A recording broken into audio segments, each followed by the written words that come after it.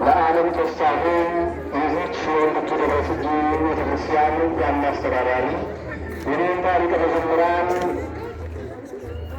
መኮንን አይነኩሉ የወንድቱ ደብረ ጽጌ ቤተክርስቲያን የበላይ ጠባቂ፣ የተከበራችሁ ሊቃውንተ ቤተክርስቲያን መምህራን፣ አይንተ እግዚአብሔር ካህናት፣ ላይካነ ምስጢር ዲያቆናት፣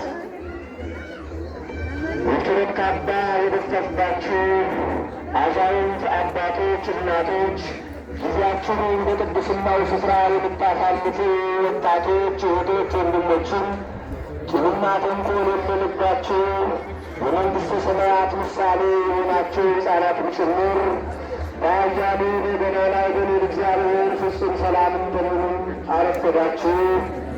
እንደምን አረፈዳችሁ? እንደምን እስከዚህ ሰዓት አደረሰኝ አደረሳችሁ? አሜን። ልዑል እግዚአብሔር እንደ ኃጢአታችን ክፋት እንደ ሰውነታችን ብዛት ሳይመለከት ዛሬ የእመቤታችንን የቃል ኪዳኗን ታቦት እንድናከብር በሕይወትና በጤንነት ሰብስቦ ለዚህ ሰዓትና ለዚህ ችለት ያደረሰን ቅዱስ እግዚአብሔር ስሙ በድጋሜ የተመሰገነ ይሁን።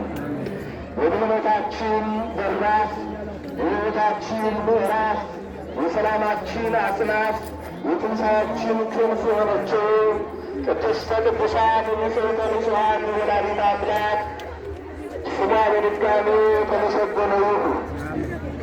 ዛሬ እግዚአብሔር በሕግና በጥበብ የምንማርበት ኃይለ ቃል የሚሆነው ሁለተኛ ቆሮንቶስ ምዕራፍ 6 ቁጥር 16 ባለ ኃይለ ቃል ላይ እንመማራለን ማለት ነው። ወመኑ ዘየተመረ ታቦተ እግዚአብሔር ውስተ ቤተ ጣዖት በሚል ኃይለ ቃል እናጋገራለን ማለት ነው። በመካከላችን ተገኝቶ ቅዱስ እግዚአብሔር እንዲያስተምረን የእርሱ መልካም ፈቃዱ ይሁን። የእግዚአብሔርን የቃሉ ኪዳን ታቦት በጣዖት ቤት የሚያኖር ማን ነው? በሚል ኃይለ ቃል እንነጋገራለን ማለት ነው። ቃሉን የተናገረው ሐዋርያው ቅዱስ ጳውሎስ ነው። እንግዲህ የሐዋርያውን ጉዞ ስትመለከቱ ክርስቲያኖችን የሚገድል፣ ክርስቲያኖችን የሚያስረግጥ የክርስቶስ ጸር ጸረ ክርስቲያን የሆነ ሐዋርያ ነበረ። በደማስቆ ብርሃን እስከሚመጣ ድረስ የእግዚአብሔር መንፈስ እስኪያድርበት ድረስ የእግዚአብሔር ኃይል እስከሚሰፍንበት ድረስ ክርስቲያኖችን የሚገድል ሐዋርያ ነበር። ነገር ግን እግዚአብሔር በደማስቆ ብርሃን ከመጣው በኋላ 14 መልእክታትን ለቅዱስ ቤተ ክርስቲያን አሰባስቦ አድርጎ ጽፏል ማለት ነው። እንግዲህ ቃሉን የምንነጋገርበት ዋናው ዓላማው ለእስራኤላውያን ከፍልስጥኤማውያን ጋር ጦርነት ተፈጸሙ በኋላ ታቦተ ጽዮን የተባለችውን ጽላት በጣዖት ቦታ ከዳጎን ጋር አስቀምጠዋት ስለነበረ ነው። ዋናው የትምህርታችን ዓላማ እንዲህ ስለሆነ ነው። የእግዚአብሔርን የቃል ኪዳን ታቦት ከጣዖት ቤት ማን ያኖራል በሚል ኃይለ ቃል የምንነጋገረው ማለት ነው። እንግዲህ የታቦቱ የእግዚአብሔርን ቃል የእግዚአብሔር ምስጢር የተገለጸ በጽርሐ አርያም ሰማያዊት ነው። መጀመሪያ እግዚአብሔር በጽርሐ አርያም ሰማያዊት ኢየሩሳሌም ታላላቅ ነገሮችን አድርጓል። ቤተ ክርስቲያን ትትመሰል በጽርሐ አርያም በላይ እንዳለ ሊቁ እግዚአብሔር ሰባቱን ሰማያት ከፈጠረ በኋላ እነሆ በሰማይ ታላቅ ሥራትን ሠራ ይላል። ይህን ሥርዓት የሠራው በኢየሩሳሌም ሰማያዊት ላይ ነው። ታላላቅ ሥርዓቶችን እግዚአብሔር ሠራ። በኢየሩሳሌም ጽርሐ አርያም እግዚአብሔር 4 ነገሮችን ሠርቷል። አንደኛ መንበረ ብርሃን፣ የብርሃን ታቦት በላዩ አስቀምጧል በጽርሐ አርያም ማለት ነው። ሁለተኛ የሥላሴ ጸዳል የምታበራ ታቦት ሰሎሜ የምትባል የብርሃን ታቦት በዚያች ውስጥ አስቀምጧል ማለት ነው ቅዱስ እግዚአብሔር። ሦስተኛ ይህንን የሚከልሉ 7 የእሳት መጋረጃዎችን አዘጋጅቷል ማለት ነው። አራተኛ የሰራዊት ጌታ ይህ ካዘጋጀ በኋላ መንጦላይቱን ካዘጋጀ በኋላ አራቱን ሶርተ መንበር በዙሪያ ያሰልፏል ማለት ነው። ዛሬም የኢየሩሳሌም ወፅረ ማርያም ምሳሌ የሆነችዋ ቤተ ክርስቲያን አለች። እንደ መንበረ ብርሃኑ መንበሩ አለ፣ እንደ ታቦተ ብርሃኑ ታቦቱ አለ፣ እንደ መንጦላዕተ ብርሃኑ መንጦላዕቱ በቤተ መቅደስ ይገለገልበታል ማለት ነው። ስለዚህ አማናዊ ጽዮን የሆነች እመቤታችን የእመቤታችን አምሳል የሆነች በጽርሐ በኢየሩሳሌም እንደምትኖር እናቱ እንደምትኖር ታቦት ዘኖር በማለት በጽርሐ አርያም እንዳስቀመጣት እናቱም ቅድስት ድንግል ማርያም በኢየሩሳሌም እንደምትኖር ለማመስጠር ክርስቶስ የእርሷን አምሳል የሆነውን ጽላት አስቀርጾላታል ማለት ነው። እንግዲህ ጽላቱን ሊያስቀርጽበት የቻለው ምክንያት በሕገ ልቦና ይመሩ የነበሩ ሕዝቦቹ አሕዛብም ሆኑ ነገደ ይሁዳ ሆነችም ሆኑ እግዚአብሔርን የሚያመልኩት በሕገ ልቦና ነበር። እነ ቅዱስ ሄኖክ፣ እነ ቅዱስ ኖህ፣ እነ አብርሃም ብቻ ለእግዚአብሔር መሥዋዕት ያቀርቡ ነበር። ሌላው ሕዝብ ግን እግዚአብሔርን ስለማያውቅ አምላክነቱን ስለማያውቅ በጣዖት ያመልኩ ነበርና ስለዚህ እስራኤላውያን ከግብፅ ባርነት ከወጡ በኋላ እንዲህ ይላል ትንቢተ ነቢዩ ምዕራፍ 9 ቁጥር 9 ላይ ስንመለከት በግብፅ የአባቶቻችንን ጩኸት ሰማ፣ በኤርትራ ባሕርም ጩኸታቸውን አደመጥ እያለ ነቢዩ ነህምያን ይናገራል ማለት ነው። እግዚአብሔር እስራኤልን ከባርነት ካወጣቸው በኋላ ሰምተው እንዲድኑባት ጸለየው እንዲድኑባት እንዲማጸኑባት ታቦተ ጽዮንን ሰጣቸው ይላል። እስራኤላውያን ታቦተ ጽዮንን እያመለኩ ሕገ እግዚአብሔርን እየጠበቁ ደመና እየበረደ ከሰማያት መናን እያወረደ ከዓለት ላይ ውሃን እያፈለቀ እያጠጣ 40 ዘመን ተንከባክቦ ወደ ምድረ ርስታቸው አገባቸው ይላል። ነገር ግን እስራኤላውያን የቃል ኪዳኑን ታቦት ከመሰጠቱ በፊት እግዚአብሔርን አያውቁም ነበረ። እግዚአብሔርን አያውቁም ነበረ። ሕዝብ የሚጠራቸውን እግዚአብሔርን ትተው ነበረ። ይችን ጽላት ለመቀበል ነቢየ እግዚአብሔር ሙሴ በደብረ ሲና ተራራ በሄደበት ጊዜ እስራኤላውያን ጣዖትን ያመልኩ ነበረ ይላል። እነ አሮንም እንዲህ አሉ፣ ጣዖትን ስራልን፣ በፊታችን የሚሄዱ ጠላቶቻችንን ድል የሚያደርጉልን ጣዖታትን ስራልን ብለው አስገደዱት ይላል። አሮን ሠራ። እስራኤላውያን በልባቸው ክፋተኞች ናቸውና እንዲህ ብላቸው በድንጋይ ወግረው በእሳት አቃጥለው ይገሉታልና አማራጩ ምንድን ነው? እስራኤላውያን ብር ወዳጆች፣ ወርቅ ወዳጆች ስለነበሩ ከግብፅ ስትወጡ ያመጣችሁትን ብርና ወርቅ አምጡልኝ አላቸው። እነርሱ ግን ያደቆለ ሰይጣን ሳያቀስ ሳያስቀር እንዲሉ ሊቃውን ሰይጣን አለባቸው አገብሯቸው ስለነበረ በዛች ቅጽበት ወርቁን ሰብስበው አመጡ ይላል። አሮንም 2 ገበሮችን አስቆፍሮ አንደኛውን ወርቅ በአንድ ገበብ የሴቶቹን በራሱ የወንዶቹን በራሱ አድርጎ ባቃጠለው ጊዜ የጥጃ ምስል ሆነው ተነሱ ይላል። አስቡ፣ የጥጃ ምስል ሆነው ተነሱ። ከተነሱ በኋላ እስራኤላውያን በእነዚህ አማልክት እየሰገዱ ሲራሩ ያበላቸው ሲጠሩ ያጠጣቸው እግዚአብሔርን ረስተው በኃጢአት ረስተው ከሕገ እግዚአብሔር ወጥተው ጣዖት ሲያመልኩ ሁለቱን እግዚአብሔርን የቃል ኪዳን ታቦት ከኢያሱ ጋር ሙሴ ይዞ ሲመጣ በእስራኤል እልልታና ደስታ ይሰማ ነበር ይላል። እንዲህ አለ ኢያሱ፣ እነሆ እስራኤላውያን ይጮኻሉ፣ ጠላቶቻቸው ተነሱባቸው ይሆን አለ። እንዲህ አለው፣ የጎሽ ጠላ ጠጥተው ይሆናል። እነርሱም ሰክረው መሥዋዕተ ጣዖት ሰውተው እግዚአብሔርን ረስተው አገኛቸው። ጽላቱን መጣው። ነገር ግን በኤልያብና በሳሙኤል አድሮ እግዚአብሔር አምላክ እንደገና ሸርሸርሸግን ከሚባል ጽላቱን እንዲቀርጽ ታደጋቸው ማለት ነው። እኛን እያደረጉ እስራኤላውያን ይኖሩ ነበረ። ነገር ግን ካህን ሲሞት ካህን እየተተካ፣ መስፍን ሲሞት መስፍን እየተተካ ስርዓቱ ሳይጓደል ከኤሊ ላይ ደረሰ ይላል። ከማን ላይ ደረሰ? ከኤሊ ላይ ደረሰ። ክርስቲያኖች ስርዓቱ ሳይጓደል ከኤሊ ደረሰ። ነገር ግን ካህኑ ኤሊ ክህነትና ንጽሕናን አዋህዶ በደብተራ ኦሪት በቤተ ሲሎ እግዚአብሔርን ያገለግል ነበረ ይላል። እግዚአብሔርን ያመሰግን ነበረ። እነሆ የሽምግልና ወራት በተሰማው ጊዜ ከቤታችሁ አክሊልና ፊናስ የሚባሉ ልጆቹን ሾማችሁ ይላል። በቤተ መቅደሱ እንዲያገለግሉ የእስራኤልን መሥዋዕት እንዲያሳርጉ ከዚያ ሾማቸው። ከሾማቸው በኋላ ግን እነሱ በኃጢአት ረከሱ። አስቡ፣ እግዚአብሔርን ረሱ። የእግዚአብሔርን ቤተ መቅደስ አቆሸሻቸው። እንዲያውም መጽሐፍ ቅዱስ እንዲህ ይላል፣ የማይረቡ ምናምንቴዎች ናቸው ይላል። ምናምንቴ ከመባል እግዚአብሔር ያድነ። ምናምንቴዎች ናቸው ይላል። አበይት የሆኑ ሦስቱን አርዕስተ ኃጣውእ በእግዚአብሔር ቤተ መቅደስ ውስጥ በደብተራ ኦሪት ፊት ኃጢአትን ፈጸሙ ይላል።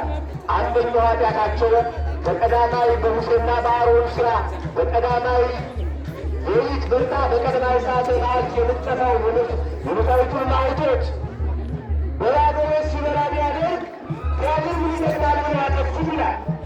በሁለተኛ እስራኤላውያን መሥዋዕቱን ሲሰርፉ ከናጢሱ ሳይጤስ የወደዱትን እየነጠቁ መብላት ጀመሩ ይላል። በሦስተኛ በእግዚአብሔር ቤተ መቅደስ ፊት እግዚአብሔርን እንዳገለግሉ የመጡ ቆነጃጅቶችንና ደነጋግሮችን በዝሙት አረከሷቸው ይላል። አረከሷቸው። እግዚአብሔር ግን ተቆጣ ይላል። እነሆ በተራራማው በኤፍሬም አገር ከአርማቴስ መሸታ የሚሆን ሕልቃና የሚባል ሰው ነበረ ይላል። ያ ሕልቃና የሚባል ሰው ሁለት ሚስቶች ነበሩት። አንዷ ፍናና አንዷ ሐና ትባላለች ይላል። ያቺ ፍናና የምትባለዋ ልጅ ነበራት። እነ ነቢይት እግዚአብሔር እነ ነቢይ ሳሙኤል የምትባለዋ ደግሞ ሐና ልጅ አልነበረባትም ይላል። ታለቅስ ነበር። ነገር ግን እግዚአብሔርን በጸሎ ለምና ወደ ፈርዖን ለምና ተስላ አንተን የሚያገለግል ልጅ ይሆናል ብላ ሳሙኤል ልጅ ወልዳ ነበረ ይላል። ያ ሳሙኤል የስለት ልጅ ስለነበረ በደብተራ ኦሪት ተቀምጦ ነበረ ይላል። አዎ እግዚአብሔር በአንድም በሌላም መልኩ መልእክቱን ያስተላልፋል። እነዚያ የካህኑ ልጆች እነዚያ የሌዋውያን ወገኖች እግዚአብሔርን ሲበድሉ እግዚአብሔርን ሲያስቀይሙ መቅደሱን ሲያረክሱ ምን አለ? ሳሙኤልን አስነሳው ይላል። ሳሙኤልም ተነሳ። ሳሙኤል ሳሙኤል ሆይ ብሎ ጠራው ይላል። በቤተ መቅደሱ ደብርከ ዘጸዋዕከኒ እነሆ የጠራኸኝ መጣሁ ብሎ በአባቱ ፊት ቆመ ይላል። አስቡ፣ በአባቱ በካህኑ ኤሊ ፊት ከቆመ በኋላ አልጠራውም አሉ። አሁን እግዚአብሔር በድጋሜ ሳሙኤልን ጠራው። እንዲህ አለው፣ ኤሊም እንዲህ አለው፣ እግዚአብሔር በዚህ ብላቴና አድሮ ሊያናግረው ይሆን? ሚስጥር ሊገልጽለት ይሆን? ስለዚህ አሁን በድጋሜ ከጠራ ተነስተህ ታጥቀህ እጅ ነስተህ ባሪያህ እሰማለሁ ተናገር በለኝ አለው። ባሪያህን እሰማለሁ ተናገር በለኝ አለው። እግዚአብሔር አሁን ሳሙኤልን ጠራው። ሳሙኤል ታጠቀ፣ እጅ ነሳ።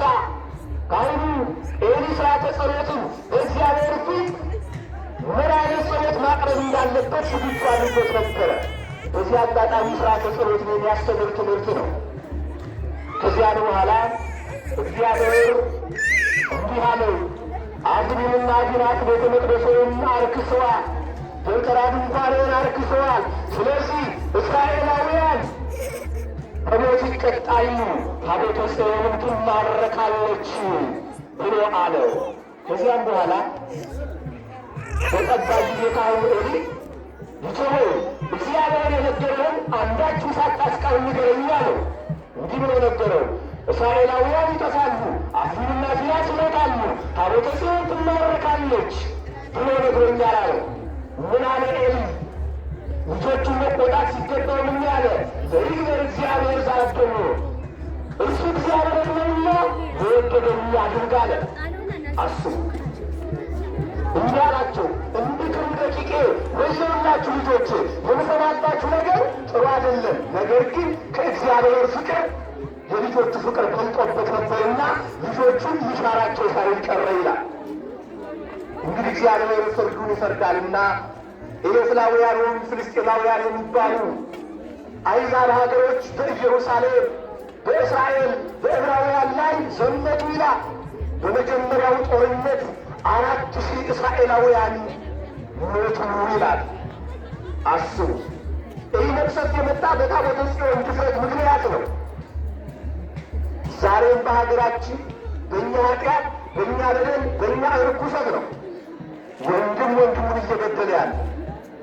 አባት ለልጁ ማይራራ፣ እናት ለልጇ ማትራራ። ስለዚህ 4000 ሰው በሞተባቸው ጊዜ እንዲህ ብለው አስቡ። አሁንም ከበደላችን እንመለስ አላሉም ጎበዝ። አስቡ። ምንድን ያሉ? ሙሴና ኢያሱ አሕዛብን ድል ሲነሱ የነበረ እኮ ታቦተ ጽዮንን ይዘው ነው። እኛም እኮ ታቦተ ጽዮንን ስላልያዝነው ነው ድል የተነሳን ብለው አሰቡ። ወደ ካህኑ ኤሊ ላኩበት። ምን ብለው ላኩበት? ታቦተ ኤሊን ላክልን፣ በፊታችን ትሂድ፣ ጠላታችንን ድል ታድርግልን ብለው ላኩበት ይላል። አክኒንና ፊናስ ታቦተ ጽዮንን ይዘው ወደ ጦርነት ቦታ ወጣ። ነገር ግን በእስራኤላውያን ሰፈር እምቢልታና እልልታ ይሰማ ነበር። ኤሌፍላውያን ፍልስጤማውያን ተመለከቱ፣ እንዲህ አሉ፣ ያሸነፍን እኛ፣ እነሱ ግን እልልታ ደስታ ተሰማቸው። ምን ብለው ይሆናሉ? ነገር ግን በግብፅ የተደረገውን ታምራት ያውቃሉና ታቦተ ጽዮንን አስበው ወየውልን ወየውልን ጠፋን ብለው ተጨነቁ ይላል። ከዚያን በኋላ ፍልስጤማውያን ወደ እስራኤላውያን ላይ መገስገስ ጀመሩ ይላል። አፍኒንና ፊንሐስን ለመጀመሪያ የጦሩ መሪ አድርገው ካቀረቧቸው በኋላ ምን አሉ? ተሰዉ ይላል። በቃል ኪዳኑ ታቦት ላይ ደማቸው ፈሰሰ፣ ደማቸው እንደ ጎርፍ ፈሰሰ ይላል። እስራኤላውያን 30,000 የሚሆኑ እስራኤላውያን የግብፅ ጦረኞች ሞቱ። ታቦተ ጽዮንን ተማረከች ይላል። ነገር ግን አሕዛብ ደፋሮች ነበሩና ይችን ታቦተ ጽዮን ወስደው ወደ አዛጦን ከወሰዱ በኋላ እነሆ ዳጎን ከሚባል ቤተ ጣዖታቸው ጋር አስቀምጧት ይላል። አስቡ እንግዲህ የትምህርታችን ርዕስ የእግዚአብሔርን የቃል ኪዳን ታቦት ከጣዖት ጋር የሚያኖር ማን ነው? እነርሱ በድፍረት ወስደው ያስቀምጧት ይላል። በድፍረት ወስደው ካስቀመጧት በኋላ ግን ዳጎን በማግስቱ ሊያጥኑ ሲገቡ ዳጎን ከእመቤታችን ፊት በግንባሩ ወድቆ አገኙት ይላል። ክብር ለእግዚአብሔር ይሁን። ክብር ለእግዚአብሔር ይሁን። ሁላችሁ አመስግኑ እግዚአብሔር። ዳጎን በእመቤታችን ፊት ወድቆ አገኙት። አሁንም ትንቢታቸው መከራ ነውና ዳጎንን በላይ እመቤታችንን በታች አድርገዋት ታቦተ ጽዮንን በታች አድርገው ሄዱ ይላል። አሁንም እጅና እግሩ የብቻውን አንገቱ ተቆርጦ ደረቱ የብቻውን ወርቆ አገኙት ይላል። ታቦተ ጽዮን የሚያህል ታምር አደረገች። ብዙ ነገር አድርጋለች ታቦተ ጽዮን። በአሕዛብ ሀገር ጠላትን ድል ነስታለች። የአምላክ ማደሪያ የሆነችው የቃል ኪዳኑ ታቦት በፍልስጤማውያን ሀገር ሂዳ ዳጎን የሚባለውን ጣዖት እንደቀጠቀጠች ሁሉ አማናዊት የጌታ እናት ቅድስት ድንግል ማርያምን ልጇን ይዛ በግብፅ በረሃ በተሰደደች ጊዜ የግብፅ አብያተ ጣዖታት ተቀጥቅጠዋል፣ ጠፍተዋል። ይህ ሁሉ ታምር አደረገች። እነርሱ ግን ፈሩ ይላል፣ ተንቀጠቀጡ ይላል። ከ7 ወር በኋላ ወደ ቤቷ ትመለስ፣ ወደ ሀገሯ ትመለስ አሉ። አስቡ። ምን አሉ? ወደ ሀገሯ ትመለስ። ወደ ሀገሯ ትመለስ ካሉ በኋላ ምን አሉ? ነገር ግን ፈቃዷ ይሆን ዘንድ አሉ የሚያጠቡ ላሞችን አምጥተን፣ አስቡ፣ የሚያጠቡ ላሞችን አምጥተን ላሞች ወደ ጥጆቻቸው ከሄዱ እዚህ ለመኖር ፈቃዷ ነው። አይ ጥጆቻቸውን ላሞች ደግሞ ትተው ከሄዱ ደግሞ ወደ ሀገሯ ለመሄድ ፈቃዷ ነው አሉና 2 ቀንበር ያልተጫነባቸው የሚያጠቡ ላሞችን አመጡ ይላል። ካመጡ በኋላ እነ አዲስ ሰረገላ ሰርተው የእመቤታችን የቃል ኪዳን ታቦት አስቀምጠው ለኃጢአታቸው መሥዋዕት ሊሆን ዘንድ የከበርቴዎቻቸው አምሳል የሚሆን 5 ጌጦችን 5 አይጦችን በላይ አድርገው ትይሉ አዩአት። ነገር ግን እነሱ የሆነበት እግዚአብሔር በመቅሰፍት ከመታቸው በኋላ ነው። ከተማው ሁሉ በአይጥ ተሞላ ይላል። አይጥ አስቸጋሪ ነው ወገኖች። እቤት ራሱ እንቅልፍ እንዴት እንደሚነሳ ታውቁታላችሁ። ከባድ ነው። ከዚያም በኋላ እነዚያ ላሞች ቀጥ ብለው በቤተ ሳሚስ በኢያሱ እርሻ ላይ ቆሙ ይላል። በኢያሱ እርሻ ላይ ከቆሙ በኋላ እነዚያ የእስራኤላውያን ቅርንጫፍ የሆኑት እነ ታቦተ ጽዮንን በሐውልተ ስም አኑረው ሰረገላውን ፈልጠው ላሞቹን አርደው አወራርደው ለእግዚአብሔር መሥዋዕት አቀረቡ ይላል። እግዚአብሔር ምን አቀረቡ? መሥዋዕት አቀረቡ። መሥዋዕት ካቀረቡ በኋላ ግን እግዚአብሔር ተቆጥቶ ነበር ይላል። ታቦተ ጽዮን በድፍረት ላይ ስላዩ ስለተመለከቱ 5000 የሚሆን ሕዝብ በመቅሰፍት ተመቶ ሞተ ይላል። እግዚአብሔር ከኛ ነው። አሁን እኛ ተገኝቶን አይደለም። እዚህ ቦታ የመቆም ሀቅሙ እዚህ ቦታ የመቆም ችሎታ ኃይሉ ይኖር አይደለም። አሁን እናንተን የቆምነው በታቦተ ጽዮን ፊት ነው። እግዚአብሔር ከዚህ ጥፋት ያድነን ክርስቲያኖች። ከዚያም በኋላ ተመቱ። አሁንም ተጨነቁ እስራኤላውያን። እስራኤላውያን ተበትነው ነበረ። እስራኤላውያን ከሕገ እግዚአብሔር ወጥተው ስለነበረ መቼም ዘሩና ግንዱ አይጠፋምና እስራኤላውያን ቀራውቶች በዚያ ነበሩ። ለአብነት ያህል የፊናስ ሚስት በዚያ ምን ነበረች? ምን ተይዛ ነበር? ታቦተ ጽዮን በተማረከች ጊዜ አፍኒንና ፊናስ በሞቱ ጊዜ የ90 ዓመቱ ሽማግሌ ካህኑ ኤሊ ሲነገር በሞተ ጊዜ የፊናስ ሚስቱ ምን ተይዛ ነበር? ከምጣም የተነሳ ከሐዘኗም ከስቃሯም ብርታት የተነሳ ዙፋኔ ኢካቦድ ብላ ጠራችው ብላ። ኢካቦድ ማለት የእግዚአብሔር ቃል ኪዳን ታቦት ተባረከች። ክብር ከእስራኤል ለቀቀ ማለት ነው። አስቡ።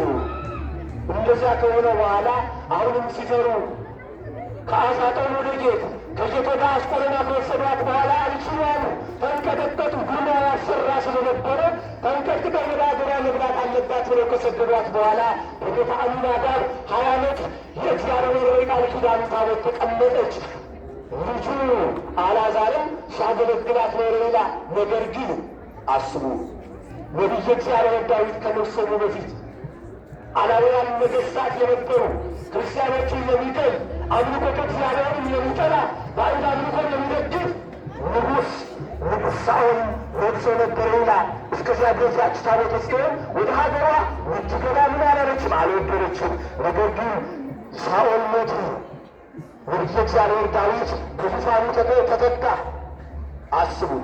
ከዚያም በኋላ ከአሚናዳብ ቤት አንስተው ነው ወደ ዳዊት ከተማ ወደ ጽዮን ወደ ኢየሩሳሌም የቃል ኪዳን ታቦት የወሰዷት። ነገር ግን ሲወስዷት ኦዛን የሚባል አንድ ደፋር ነበርና የእመቤታችንን የቃል ኪዳኗን ታቦት ነካ ይላል። ወዲያውኑ ተቀስፎ ሞተ። አስቡት፣ ተቀስፎ ሞተ። ሁለተኛ ሳሙኤል ምዕራፍ 6 ላይ ስትመለከቱት ተቀስፎ እንደሞተ ያመላክተናል። ከዚያም በኋላ የቃል ኪዳኑ ታቦት ነቢየ እግዚአብሔር በከበሮ በጸናጽል በመሰንቆ በይባቤ ካህናቱ ይዞ እያጀበ ወደ ዳዊት ከተማ ይዟት ሄደ ይላል። አስቡ፣ ወደ ዳዊት ከተማ ይዟት ሄደ። ከሄደ በኋላ ግን ንጉሡ ታቦተ ጽዮን ስለመጣች ከአባው እስከሚወልቅ ድረስ ያመሰግናት ነበረ። የዚያ የክፉ ልጅ ሜልኮል የሳኦል ልጅ ሜልኮል የተባለችው ግን በዳዊት ላይ ምን ትል ነበር? ትስቅበት ነበር፣ ትሳለቅበት ነበር። ነገር ግን እግዚአብሔር የሜልኮልን ማኅፀን ዘጋ ይላል።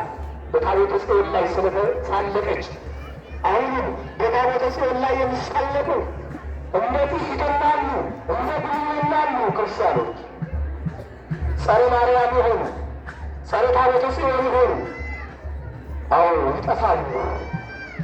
ሜልኮል ጠፋች። ዳዊት ግን እግዚአብሔርን ያመሰግን ነበር። እንዲህ አለ ዳዊት፣ እነሆ የእግዚአብሔር የቃል ኪዳኑ ታቦት አለ ወደ እኔ ይመጣ ዘንድ ይሆናል አለ። አስቡ እንግዲህ ይህች ምሳሌ የሆነችው ታቦት የተባለች እመቤታችን ቅድስት ድንግል ማርያም ናት።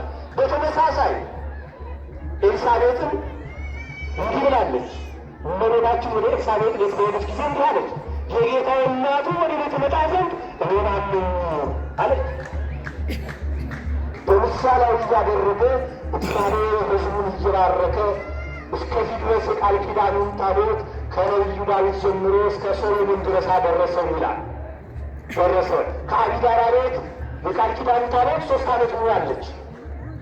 እመቤታችን ከዘካርያስ ቤት 3 ዓመት ኖራለች። የአቢዳራ ቤት በበረከት በጸጋ በቃል ኪዳኑ ታቦት እንደተመላ ሁሉ የዘካርያስ ቤትን በእመቤታችን በቅድስት ድንግል ማርያም ቅድመ ጸኒስ፣ ቅድመ ወሊድ፣ ድህረ ወሊድ፣ ድህረ ጸኒስ፣ ድህረ ወሊድ፣ ድህረ ጸኒስ ማኅተመ ድንግልና የማይለወጥ ንጽሕተ ንጹሐን ድንግል ማርያም በቤቱ 3 ወር ያህል 3 ዓመት ያህል ተቀምጣለች አይደል? 3 ወር ያህል ይቅርታ፣ 3 ወር ያህል በቤቱ ተቀምጣለች። ቤቱን ባርካለች። ታቦተ ጽዮንም እንደዚህ እየሆነች በዚህ አይነት መልኩ ቆይታለች። ኃያላን ነገሥታትን ጣዖታትን ደምስሳ ኃያላን ነገሥታትን አጥፍታ እስራኤላውያንን 40 ዘመን መክራ ወደ ምድር ሳርሳለች። እስራኤላውያንን በታቦተ ጽዮን የመገበ አምላክ እኛንም በታቦተ ጽዮን አድሮ እንዲመግበን መልካም ፈቃዱ ይሁን። ማጠቃለያ የሆነው ግን ይህ በዓል የሚከበረው በ3 አበይት ምክንያት ነው። አንደኛው የሚከበርበት ምክንያት የእግዚአብሔር የቃል ኪዳኑ ታቦት ታቦተ ጽዮን በፍልስጤም ሀገር ሄዳ ጣዖታትን ዳጎን የተባለውን ጣዖት የቀጠቀጠችበትና የሚከበርበት ዕለት ነው ማለት ነው። በሁለተኛ ዘመን በንጉሡ እግዚአብሔር ዳዊት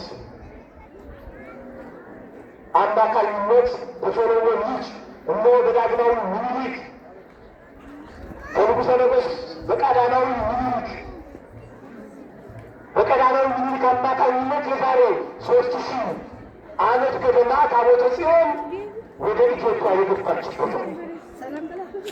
በሦስተኛ ደረጃ አብርሃ ወጽዋ የተባሉት በፊልጵስዩስ የኢየሩሳሌም ቤተ ክርስቲያን በእመቤታችን እንደተቀረጸ ሁሉ የእመቤታችን ቤተ ክርስቲያን አብርሃ ወጽዋ በዕንቁ ወርቅና ታቦቷን ያከበሩበት በዕንቁ በወርቅ አስጊጠው ቤተ ክርስቲያኗን የሰሩበት ነው።